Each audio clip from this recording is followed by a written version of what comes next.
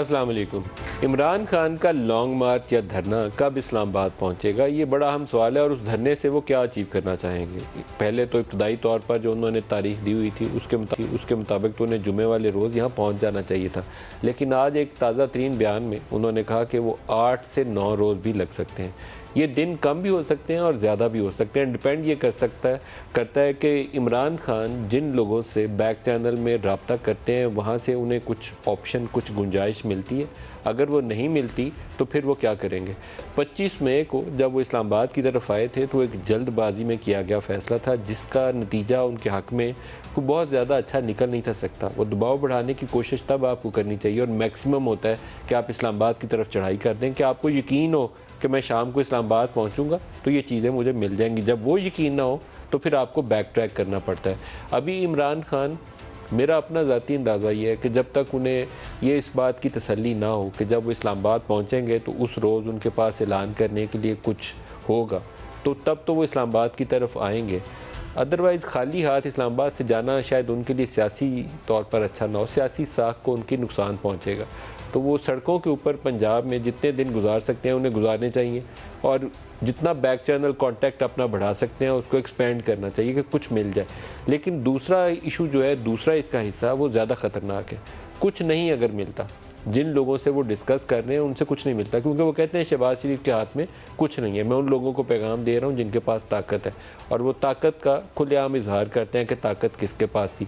طاقت وہ کہتے ہیں کہ ان کے پاس تھی جس نے نواز شریف کے اوپر کیس بنائے، جنہوں نے JIT بنائی، جنہوں نے کرپشن کے چارجز فریم کیے، اور وہ ملٹری اسٹیبلشمنٹ کی طرف اشارہ کرتے ہیں کہ طاقت، اختیار ان کے پاس ہے، شہباز شریف کے پاس اختیار نہیں ہے۔ تو وہاں سے ان کو کیا آپشن مل سکتی ہے، یہ ایک بڑا ہی اہم اور کلیدی سوال ہے۔ اس کے اوپر عمران خان کے دھرنے کا بھی انحصار ہے، اور امن و امان کا بھی اس کے اوپر انحصار ہے۔ امن و امان کا اس لیے کہ جتنے لوگوں کو وہ موبلائز کر کے لاہور سے نکلے ہیں، جگہ جگہ وہ سٹاپ کر رہے ہیں، مقامی لوگ شامل ہو رہے ہیں۔ جمع غفیر ابھی وہ اس کو بنایا نہیں ہے انہوں نے، یا بنا نہیں ہے، لیکن جب وہ اسلام آباد پہنچیں گے تو پوری کوشش کریں گے کہ گلگت بلتستان سے بھی لوگ آئیں، AJK سے بھی آئیں، اور KP سے ایک بڑا کراؤڈ وہ موو کرنے کی، موبلائز کرنے کی صلاحیت بھی رکھتے ہیں اور موو بھی کریں گے۔ پنجاب والی سائڈ سے جتنے بھی لوگ آئیں، لیکن اسلام آباد پہنچ کے اگر شام کو ان کو کچھ نہیں ملتا تو پھر کیا؟ یہ وہ سوال ہے جس کے اوپر خوف پیدا ہوتا ہے کہ تصادم والی کیفیت نہ پیدا ہو جائے۔ ٹیمپریچر جتنا وہ بڑھائیں گے اتنا زیادہ تصادم کا خطرہ ہوگا، اور وہ اپنے ہر آنے والے بیان میں کچھ نہ کچھ ایسا کہہ دیتے ہیں جس سے اس خدشے کا اظہار بھی ہو جاتا ہے۔ آج وہ میر جعفر اور میر صادق آرمی چیف کو کہتے ہیں، کل وہ باقیوں کو کہنا شروع کر دیں گے۔ وہ اس حد تک جا سکتے ہیں کہ جس سے وہ انوائٹ کریں ٹربل، کہ آپ بیل مجھے مار والی کیفیت ہو جائے، کیونکہ پاکستان کی ہسٹری دیکھنے، سیاسی تاریخ، تو اسٹیبلشمنٹ کا بڑا ہی پاورفل اور طاقتور رول رہا ہے، اس کو ڈینائی نہیں کیا جا سکتا۔ مارشاء اللہ میں آدھی پاکستان کی تاریخ گزر گئی ہے، تو اس کے اندر رہتے ہوئے سیاست کو اپنا راستہ بنانا ہوتا ہے، ٹکراؤ والی طرف نہیں جانا ہوتا۔ تو عمران خان کے کچھ بیانات جو ہیں اس سے اس خدشے کا اظہار ہوتا ہے۔ آج انہوں نے ایک ٹویٹ کی ہے، اور اس ٹویٹ کے اندر انہوں نے اپنے خود سے الفاظ کا چناؤ یہ کیا ہے کہ یہ ایک انقلاب دیکھ رہا ہوں، سافٹ ریولوشن انقلاب دیکھ رہا ہوں، تو یہ بیلٹ سے آتا ہے یا خونی طریقے سے آتا ہے، یہ اب دیکھنا پڑے گا۔ یہ وہ خوف ہے، وہ خدشہ ہے جس کا اس کی جماعت کے اندر موجود فیصل ووڈا نے اظہار بھی کیا، اور باقی بہت سارے لوگوں نے دل کے اندر اس خوف کو محسوس کرتے ہیں، پبلکلی اس کو انگیج نہیں کرتے کسی کو۔ لیکن یہ وہ خدشہ ہے جو پاکستان کے بہت سارے لوگوں کو موجود ہے، کہ ٹکراؤ والی کیفیت جس میں ایک طرف PTI کھڑی ہو اور دوسری طرف ملٹری اسٹیبلشمنٹ کھڑی ہو، وہ پاکستان کے مفاد میں ہو ہی نہیں سکتی۔ تو وہ والی اگر سچویشن ڈیولپ ہو جائے تو پھر کیا ہوگا۔ عمران خان نے آج 8-9 دن کی جو بات کی ہے کہ 8-9 دن تک اسلام آباد پہنچیں گے، پہلے وہ آپ کو سنواتا ہوں، دکھائی گئی۔ 8-9 دن لگیں گے اسلام آباد پہنچتے ہوئے۔ بیرونی سازش ہوئی ان کے ساتھ، اور بیرونی سازش یاد رکھو کبھی کامیاب نہیں ہوتی جب تک اندر سہولت کار نہ ہو، جب تک اندر میر جعفر اور میر صادق نہ ہو۔ اور آپ پھر ان ساروں کو ڈرائی کلین کر کے ہمارے اوپر پھر مسلط کر دیا۔ جناب بند کمروں میں یہ فیصلے جو کرتے ہیں آپ، کہ جب فیصلہ کیا یہ چور ہے اور اب فیصلہ کیا یہ پاک ہو گیا، پھر فیصلہ کیا چور ہے اب پھر پاک کر دیا۔ خدا کے واسطے پاکستانی قوم کو جانور نہ سمجھو، ہم گائے بھینس سے نہیں ہیں۔ ہم भेड़ बकरियां नहीं हैं। जब मैं अपनी फौज की कभी तनकीद करता हूं, वो पाकिस्तानी करता है जिसका जीना मरना पाकिस्तान में है। दूसरे हिस्से में वो कहते हैं कि मैं उनसे बात कर रहा हूं, उनको पैगाम दे रहा हूं जिनके पास इख्तियार है। दिखाइएगा। उन लोगों को पैगाम दे रहा हूं जिन्होंने इन चोरों के टोले को हमारे ऊपर मुसल्लत होने दिया। मैं बड़े अदब से आपको पैगाम दे रहा हूं कि अल्लाह का वास्ता है, कौम की आवाज सुन लो। शहबाज शरीफ के पास कोई पावर नहीं है। डिक्की में छुप के जो आर्मी हाउस जाता था, उससे क्या बात कर रही है? मैं तो पैगाम उनको दे रहा हूं जिन्होंने तुम्हें इजाजत दी ऊपर बैठने के लिए। कभी भी अवाम के खिलाफ मुल्क की इस्टेब्लिशमेंट नहीं खड़ी होती। आप इन चोरों के साथ ना खड़े हो। जो भी इनके साथ मिलेगा वो इन्हीं के साथ रंगा जाएगा। लोग उनसे नफरत करते हैं। अल्लाह ने तुम्हें इजाजत न्यूट्रल होने की नहीं दी। या एक तरफ खड़े हो चोरों के साथ और हमेशा जलील हो, और या हक और सच के साथ खड़े हो। अब इशू ये है कि इसका हल क्या निकलेगा? तसादम होगा, जिसकी तरफ इमरान खान ने आज एक ट्वीट में उसका इजहार किया, या इसका पॉलिटिकल डायलॉग से रास्ता निकलेगा? पॉलिटिकल डायलॉग के लिए पाकिस्तान तहरीक इंसाफ को या तो पार्लिमान में आ जाना चाहिए, या एक बैक चैनल से PMLN के साथ, किसी हुकूमती टीम के साथ, PDM की टीम के साथ बैठ के एक लाहे अमल के ऊपर इत्तफाक राय कर लेना चाहिए, जिसको बाद में पार्लिमान में एक कानूनी शक्ल देकर आगे बढ़ाया जाए। तो आज के प्रोग्राम में हमारे साथ मेहमान शख्सियत हैं फैसल साहब, वेरी वार्म वेलकम। आपने जो उस दिन बयान दिया था, क्या आपको एक खून रेजी नज़र आती है, तसादुम नज़र आता है? इमरान ने आज अपनी ट्वीट के अंदर उसका खुद से इजहार कर दिया, तो आपका खदशा किन बुनियादों के ऊपर था? बहुत शुक्रिया दीदी साहब। देखिए दीदी साहब, इस मेरी प्रेस कॉन्फ्रेंस के दो हिस्से हैं। सबसे पहला हिस्सा तो ये है कि जो अरशद शरीफ साहब के साथ हुआ, वो एक एक्सीडेंटल मौत दिखाकर नमाज जनाजा पढ़ने के बाद चैप्टर बंद कर दिया गया था, और यूजुअली ऐसे ही होता है पाकिस्तान के अंदर। तो प्लान जिसने भी किया बहुत ज़बरदस्त किया था। अल्लाह किसी के दिल में डाल देता है, मेरे दिल में डला, मैं आगे खड़ा हो गया उसके लिए। आपके ख्याल में किसने प्लान किया था? पाकिस्तान में प्लानिंग हुई है। किसने की? जिनको ये सूट करता है। किन को सूट करता है? 3 सांप और 2 खास, और तो किसी को सूट नहीं करती है सब चीज़। आपके ख्याल में अरशद की असैसिनेशन के अंदर, तहरीक इंसाफ के अंदर के लोग मुलव्वस? तो हो सकते हैं सर, देखिए अब तो कुछ भी हो सकता है। इमरान खान साहब के अलावा वेरी सीरियस चार्ज। देखिए मेरी आप आसानी से किसी के ऊपर, आप जिन लोगों को सांप कहते हैं, मैं उन लोगों को अंडरस्टैंड करता हूं, चाहे पब्लिकली आप उनका नाम नहीं लेते, लेकिन अरशद शरीफ को मारने से देखिए कोई किसी को भी आखिरी हद तक गेम नहीं पता होती। इंसान है सारे। मैं ये कह रहा हूँ कि अरशद शरीफ की जो किलिंग हुई वो एक टारगेटेड प्लान मर्डर था, नंबर 1, ठीक है। उसको प्लानिंग के तहत उसकी जो उसने अपना काम ईमानदारी से किया, एक कन्विक्शन पे किया, ठीक है ना। वो मुल्क छोड़ना चाहता था, यहाँ तक भी मुझे पता है। किन वजूहात पे उसने मुल्क छोड़ा ये भी मुझे पता है। वह मुल्क छोड़ने के बाद मैं उसका राब्ते में था, वो भी मुझे पता है। वो आना चाह रहा था, वो भी मुझे पता है। आने में कोई रुकावट नहीं थी, वो भी मुझे पता है। फिर वहाँ से राउटिंग कैसे हुई, क्या हुआ, कैसे हुआ, मैं तो कोई कौन है खुर्रम और वकार, कौन है? अगर आप इतना जानते हैं तो मैं आपकी ज़बानी सुनना चाहता हूँ। देखिए मेरे साथ तो वो स्कूल या कॉलेज में पढ़े हुए भी हैं। पढ़े हुए? हाँ, मेरे साथ पढ़े। खुर्रम और वकार आपके साथ स्कूल और कॉलेज में पढ़े? उसका छोटा भाई है, वकार मेरे साथ पढ़ा। वकार आपके साथ पढ़ा हुआ है? ये कराची से बिलोंग करते हैं? नहीं, मैंने स्कूलिंग तो कराची से, कॉलेज कराची में किया है, तो बिल्कुल कराची से थे उस वक्त तक। लेकिन ये मुझे कोई छोटा भाई मिला है कोई 3-4 साल पहले सोशली, क्योंकि मेरा ही प्रॉपर्टी का कारोबार है।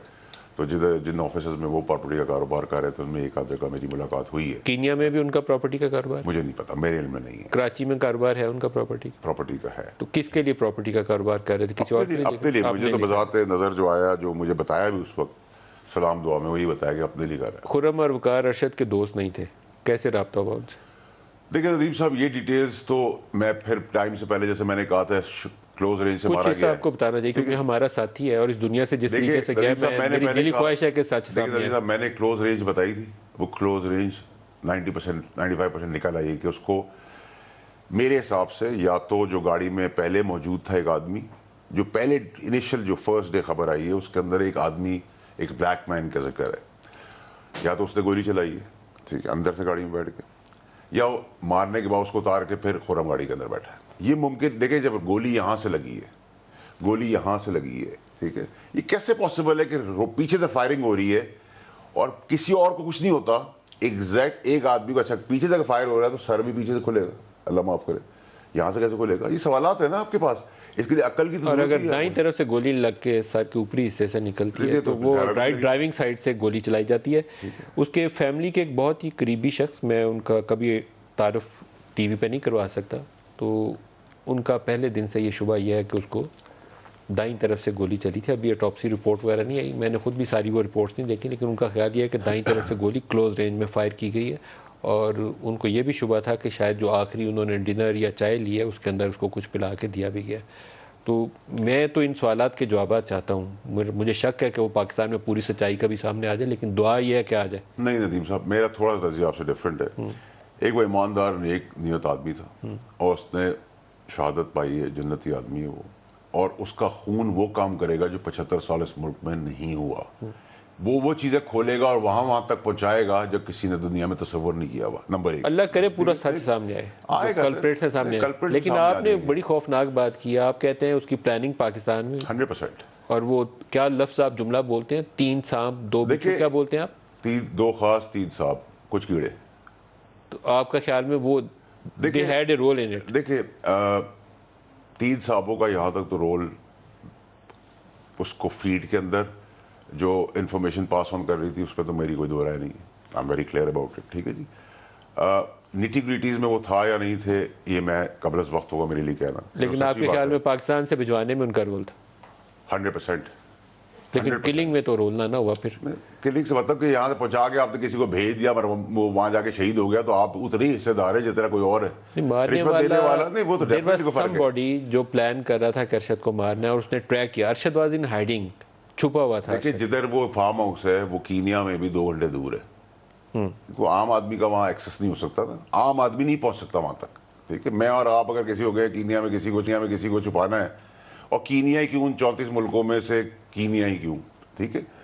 دوسری چیز یہ کہ دیکھیں جہاں تک ارشد کی مرڈر کا تعلق ہے تو وہ تو چیپٹر کلوز ہو گیا تھا, ٹھیک ہے. وہ تو اللہ تعالیٰ نے راستہ کھول دیا. خرم اور وقار کا اس واقعے میں کیا رول ہے؟ سنس یو نو دیم, تو آپ اس پر آئی فیل, دیکھیں میں تو آئی ہیو نون دیم 20 سال پہلے, اگر میں ان کو جانتا تھا تو میں 4-5 سال پہلے, بلکہ 3-4 سال پہلے بھی ان کو ایک کو ملا, خرم کو. وقار آپ کا کلاس فیلو ہے اور خرم اس کا چھوٹا بھائی. اس کا چھوٹا بھائی. خرم سے میری ملاقات ہوئی ہے اور وہ بھی کاروباری جگہ کے اوپر ہی ہوئی ہے, مطلب میرے ٹھکانے پہ نہ کوئی دعوت میں ہوئی. سب میں کہیں جا رہا تھا. جو کینیا والے فارم تھے وہ کس کے تھے؟ دیکھیں وہ میرے پاس ایکسیسیبلٹی نہیں ہے, لیکن میں ایزیوم کرتا ہوں کہ وہ وقار اور خرم گئی ہیں, جو میری ازمپشن ہے, ٹھیک ہے. آئی مے بی رانگ. نمبر 1. دیکھیے پھر فیسیلیٹیشن میں تو تھے کہ وہ خرم گاڑی چلا رہا تھا اور اسی دن وقار نے اس کو کھانے میں بلایا 2 مہینے کے بعد.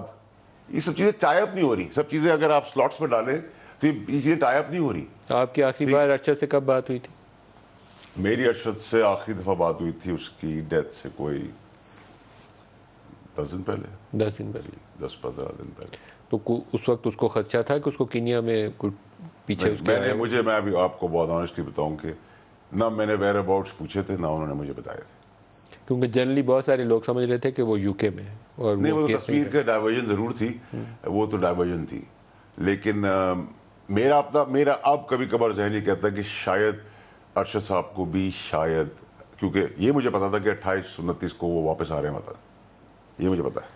بس بعض اطلاعات تھیں کہ ایک ٹی وی چینل کے ساتھ ان کی بات چل رہی ہے اور ان کے وکیل صاحب نے کہا کہ وہ ہم تو اس کے لیے پٹیشن دائر کر رہے تھے کہ یہاں عدالت میں پٹیشن دائر کریں تاکہ اس کو اریسٹ نہ کیا جائے, واپسی کے اوپر ہیرس نہ کیا جائے, اور وہ ایک لوکل چینل کو جوائن کرنے کا ان کا. صاحب دیکھیں, میں ارشد کے یہاں کسی سے بھی کوئی تعلقات ایسے خراب نہیں تھے, میں اس کا وٹنس بھی ہوں, ٹھیک ہے. اگر میں بات کھل کے کر رہا ہوں تو میں اسٹیبلشمنٹ کی بات کروں, اسٹیبلشمنٹ سے ان کی بڑی کلیئرٹی تھی. اس کلیئرٹی کو ڈس کلیئرٹی میں کس نے چینج کیا, اس کو انفارمیشن کس نے فیڈ کی, اس کو کیوں یہاں سے نکالنے میں مجبور کیا گیا, یہاں سے دبئی بھجوانے کے بعد کیوں نہیں بھیجا گیا, کینیا کیوں بھیجا گیا, کینیا میں 2 مہینے ایک ہائیڈ آؤٹ, جس ہائیڈ آؤٹ کا کسی کو 2 گھنٹے دور جو کچی سڑک کا ذکر آ رہا ہے اس کے بعد ہے.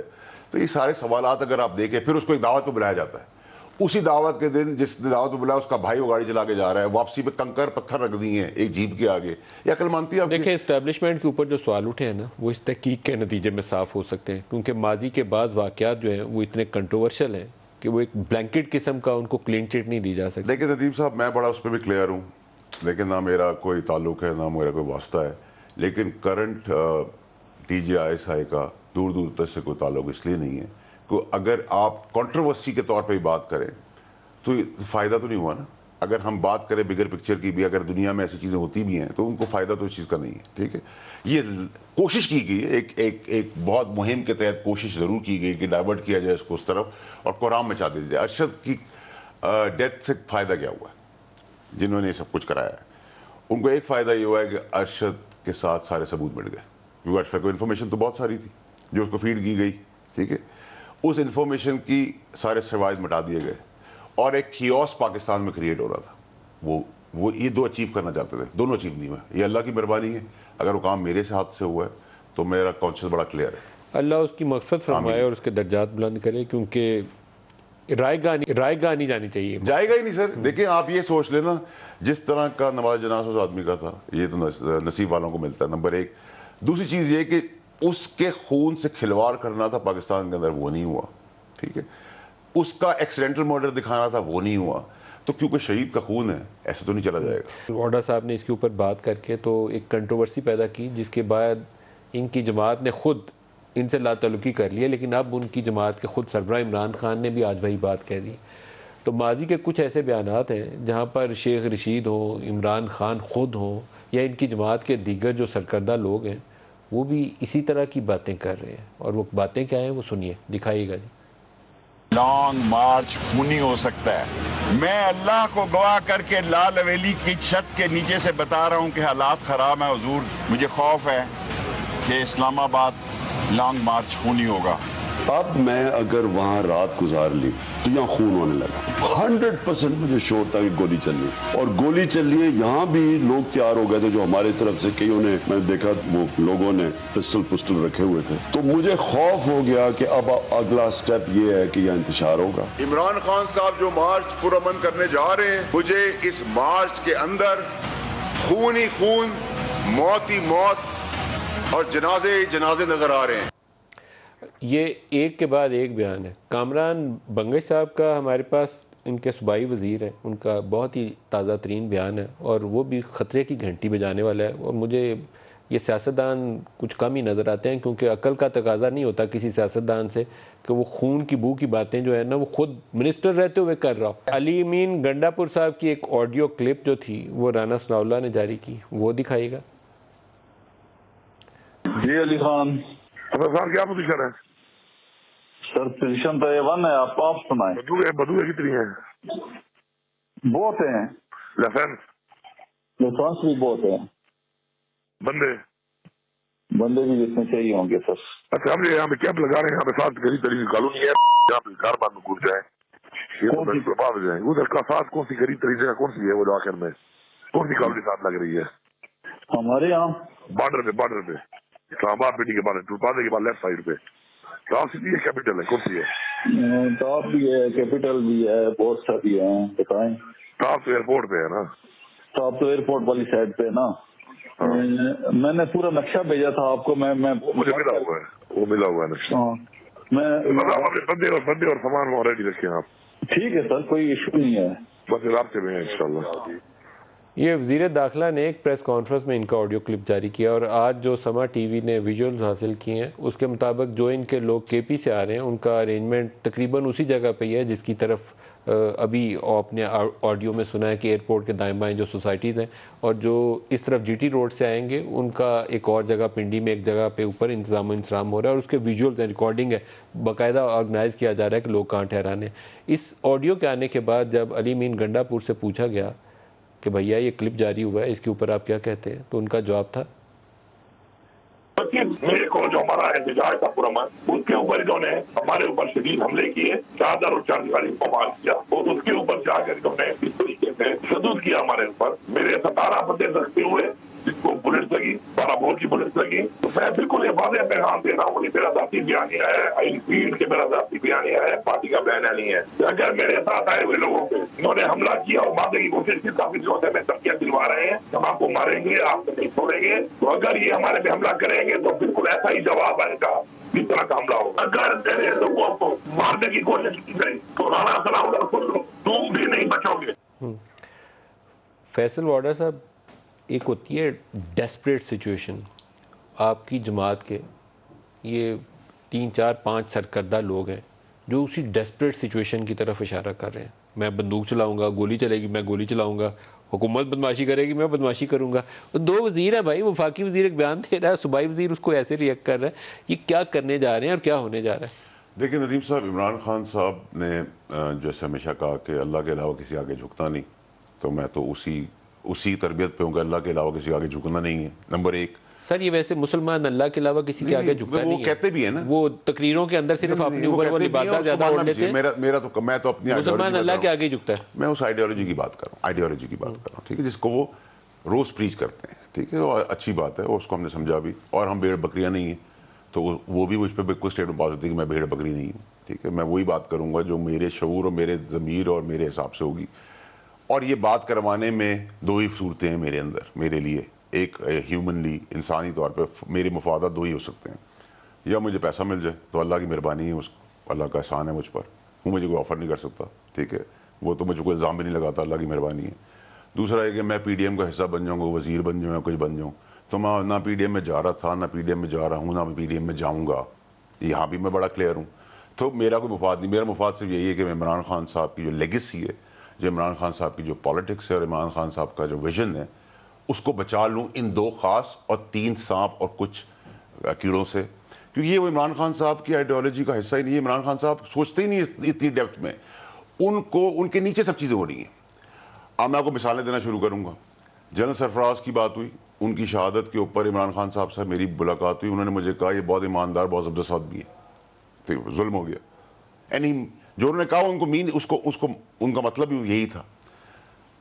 اور اس کے بعد پھر نیچے جب سو گئے یا گھر چلے گئے تو کس نے ٹرولز کو کہا کہ ان کی شہادت کا مذاق اڑا لو، تمسکر اڑاؤ اس کا؟ کس نے کہا؟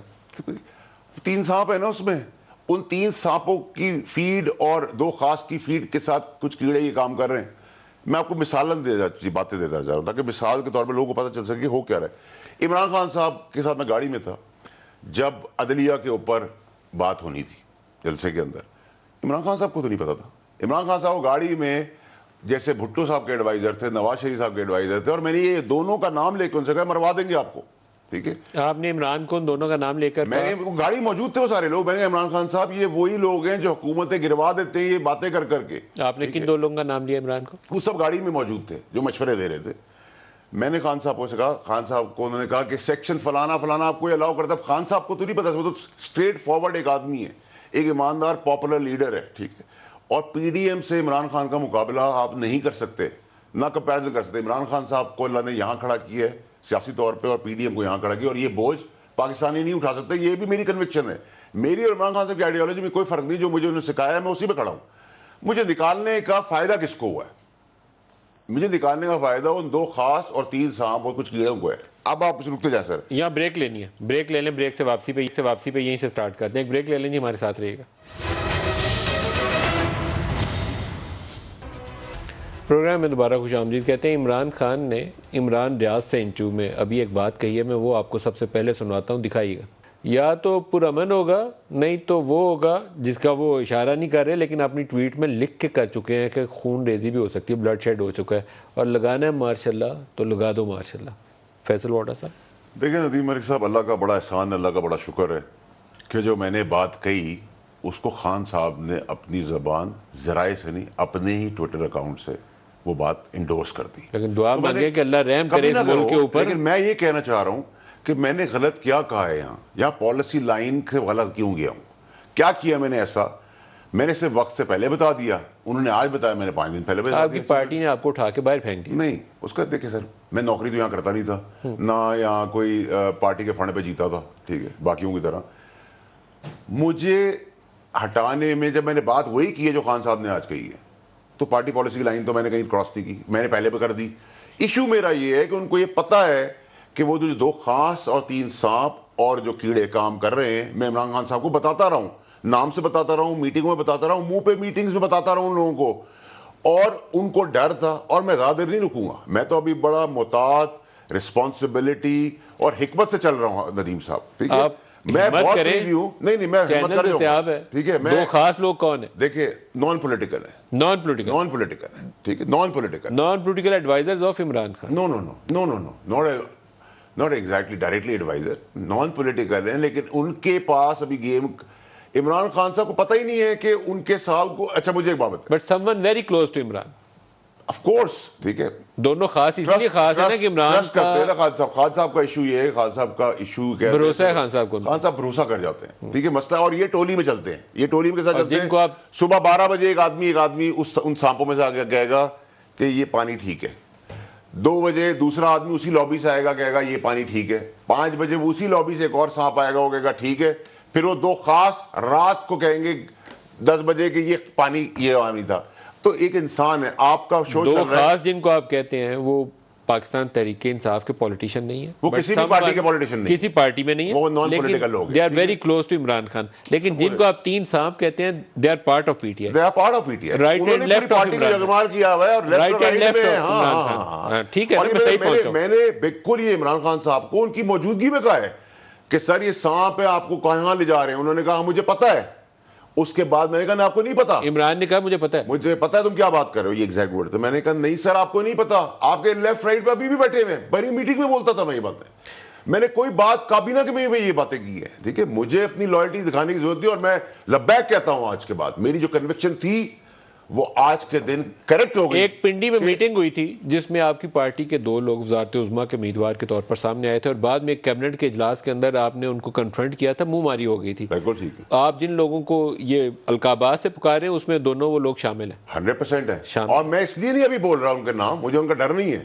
میں ان کا اس لیے بول رہا کہ اس بار جب میں بولوں گا تو ان 2 خاص کا بھی نام لوں گا. یہ مشکل اس ہے. لیے نہیں سر اللہ بہت بڑا ہے. آپ یہ دیکھیں گے کہ ارشد شریف کا بھی کیس بند کر دیا تھا نا ایکسیڈنٹل موت کا. اللہ نے کھولا. جو میں نے بات اللہ انصاف کرے اس کے ساتھ. میری دلی دعا ہے اللہ انصاف کرے. میں نے 5-6 دن پہلے بات کی تھی. لوگوں نے مجھے بہت برا بلا کیونکہ سوائے ٹرولز کے. ایک بات سچ بولیں گے. سنتے جانے تھی بھائی. ایک سچ بولیں گے. ایک کے بعد بولتا ہوں. جو بات میں نے 5-7 دن پہلے کہی تھی وہ بھی اللہ کا احسان ہے. رب العزت کا احسان ہے کہ آج عمران خان صاحب نے اس بات کو بولا ہے. تو میں تو میری کنوکشن ہے. جو میں بات اس دن نہیں کہہ رہا تھا. اس دن تو میں کہہ رہا تھا مجھے لگ رہا ہے. اب میری کنوکشن ہے کہ یہ خونی مارچ ہے. اللہ رحم کرے. اللہ نہ کرے ایسا ہو. اسی طرف جا رہے ہیں. اللہ دو عمران لٹکاتے رہیں گے جب تک انہیں کچھ ملتا نہیں. 2 خاص اور 3 سانپ اور کچھ کیڑے. عمران خان صاحب مجھے اس میں آپ کو بلٹ چلانے کی ضرورت ہی نہیں ہے. اس میں ایک ٹینس بال پھینک دیں. ابھی کوریا میں کیا ہوا ہے بھگدڑ میں 150 آدمی مر گئے. ایک ٹینس کی بال پھینک دیں. آپ گاڑی چلتی ہوئی گاڑی کے اندر ٹینس کی بال لینڈ کروزر کے اوپر پھینک دیں گاڑی الٹ جائے گی. اس کے لیے راکٹ سائنس کی ضرورت ہے. اچھا مجھے اب ایک اور آپ کو ایسا اندیشہ ہے؟ مجھے آپ ایک بات میری کنوکشن ہے. میں بڑا کلیئر ہوں اپنی لائف میں. آپ مجھے ایک بات بتائیں ندیم بھائی. عمران خان صاحب سب سے بڑے پاپولر لیڈر ہیں. آنےسٹ آدمی ہے. مقابلہ پی ڈی ایم کوئی شک کی گنجائش نہیں ہے. پاکستان اس پی ڈی ایم کی حکومت کو نہیں مانتا سمیت میرے. بالکل ٹھیک ہے. یہاں تک عمران خان صاحب 70% سارے الیکشن جیت رہے ہیں. میں کہتا ہوں عمران خان صاحب 90% سارے الیکشن جیتیں گے. بائی اینڈ لارج آئیں گے. 2/3 میجورٹی نہیں 3/4 میجورٹی سے آئیں گے. پاکستان کی ہسٹری بنے گی. تب بھی تو عمران خان صاحب میں اسی فوج کا کام کرنا ہے. تو عمران خان صاحب کو آج کیا یہ 3 سانپ اور 2 خاص کیوں مجبور کر کے یہاں لے کے آئے ہیں؟ اس کا فائدہ کس کو ہونا ہے؟ عمران خان صاحب کو تو نہیں ہونا. 2 دن رات کو ملاقاتیں کرتے ہیں. 2 دن آ کے گالیاں نکالتے ہیں. پھر 2 دن ملاقاتیں. پھر 2 دن گالیاں نکالتے ہیں. عمران خان صاحب آج پاکستان کے سب سے پاپولر لیڈر ہیں. کوئی اس پہ دو رائے نہیں. Imran Khan in comparison to P D M کی 13 جماعتیں ایماندار زبردست سیاستدان ہیں. مجھے بتائیں ندیم بھائی سنیں ایک بات. اور اس کے بعد انہوں نے میجورٹی سے 2018 کے الیکشنز میں عمران خان اور آپ کی جماعت کو اسٹیبلشمنٹ سے بہت زیادہ سپورٹ ملی. کیا یہ بات درست ہے؟ ایمانداری سے بولنا ہے. اگر جھوٹ کی گنجائش نہیں ہے. دیکھیں ندیم بھائی اگر یہ بات کوئی کہے کہ اسٹیبلشمنٹ کا رول نہیں تھا تو یہ بہت ہی بڑا جھوٹ ہوگا. بہت بڑا جھوٹ ہوگا. عمران خان کی حکومت گرتی ہے تو اس وقت ایک مسٹرسٹ شروع ہوا تھا D G I S I کے اپوائنٹمنٹ سے. وہ اپنے پیک پہ جا چکا تھا اور اس میں میجر رول تھا یا امریکی سازش تھی؟ ندیم بھائی میرے خیال سے جو اپوائنٹمنٹ سے پہلے ہی جو 2 خاص ہیں نا انہوں نے گیم اپنی شروع کر دی تھی. امریکی سازش کا رول تھا. اور عمران خان صاحب کا دیکھیں وہ انسان ہے. وہ ایک ایماندار انسان ہے. ڈائریکٹ جواب چاہیے. یہ امریکی سازش تھی. میں بھول جاؤں گا. امریکی سازش تھی یا مسٹرسٹ تھا between chief and Imran Khan? نہیں، میں تو دیکھیں اس کو ندیم صاحب امریکی سائفر کی جہاں تک بات ہے تو سائفر تک تو بات ساری بات ٹھیک ہے، لیکن سائفر کے بعد کی جو ساری باتیں ہیں اس میں میری کانٹرڈکشنز ہیں، ٹھیک ہے. تو یہ رجیم چینج والی جو کانسپیریسی ہے کہ امریکی سازش کی ماں کے اوپر یہاں میر جعفر نے حکومت گرا دی، ندیم صاحب اس کو مانتے ہیں یا جھوٹ ہے؟ دیکھیں ندیم صاحب میری بات سنیں، میں آپ کو اس کو بڑا کلیئرٹی سے بتاؤں. کیونکہ بدقسمتی سے ہم اسمبلی میں تھے، بدقسمتی سے یہ پی ڈی ایم بھی اسمبلی کا حصہ تھی، ٹھیک ہے. تو اس سچویشن کا ایک پولیٹیکل فائدہ اٹھایا گیا، ٹھیک ہے، اس نیریٹو کا بھی، اس سائفر عمران کا خان بھی. نے اس کا فائدہ اٹھایا؟ نہیں، پی ڈی ایم نے اس کا فائدہ اٹھایا، ٹھیک ہے. اور پولیٹیکل ذلیل و خوار ہوگی اس کے بعد حکومت لے کے، تو دیکھیں انہوں نے آگے بھی ذلیل و خوار ہی ہونا ہے، وہ تو جو بھی ہوگا. ٹھیک ہے. نہیں، ڈائریکٹ میرا آنسر سوال کیا آپ بچ سے رہے نہیں بھائی، دیکھیں میری کیا بات ہے. یہ غیر ملکی سازش تھی کہ یہاں پر میر جعفر اور میر صادق نے عمران کی حکومت گرا دی؟ یہ غیر ملکی سازش تھی یا ٹرسٹ ڈیفیسٹ تھا اور وہ جو خدمت کر رہے تھے بندے پورے کر کے پی ٹی آئی کو دے رہے تھے، انہوں نے بندے پورے کرنے بند کر دیے تھے؟ ڈائریکٹ آنسر چاہیے مجھے. دیکھیں ندیم بھائی، اسٹیبلشمنٹ سے جو ایکسپیکٹیشن تھی کہ وہ روک دیں گے، اس پہ انہوں نے کہا کہ ہم نیوٹرل ہیں، ہم بندے پورے کر کے نہیں دیں، ہم اب پالیٹکس میں نہیں رہیں گے. یوسف رضا گیلانی جب سینیٹر منتخب ہوئے تھے، یہ ریکارڈ کی بات ہے، اس کے بعد ایک میسج عمران خان کو اس وقت بڑا کلیئرلی دیا گیا تھا، اور جو اسٹیبلشمنٹ کے دو بڑے ہیں انہوں نے دیا تھا کہ اپنی پارٹی کے ایم این ایز پورے کرنا آپ کی ذمہ داری ہے، آج کے بعد ہم یہ خدمت آپ کے لیے بالکل سر انجام نہیں دیں گے. ان کے ایم این ایز ان کو ووٹ آف کانفیڈنس والے دن ووٹ ڈالنے نہیں تھے آ رہے، اور وہ جہاں سے فون جاتے ہوتے ہیں وہاں سے فون گئے تھے تو ووٹ ڈالنے آئے تھے. بریک لے لیں، ہمارے ساتھ رہیے گا.